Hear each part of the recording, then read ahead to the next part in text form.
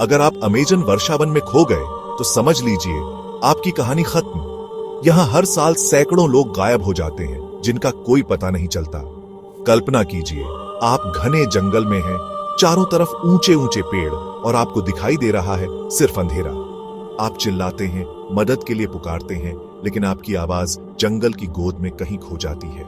यहाँ की जमीन इतनी घनी और रहस्यमयी है कि यहाँ कोई भी आसानी से खो सकता है, और एक बार अगर आप रास्ता भटक गए तो वापस लौटना नामुमकिन सा हो जाता है।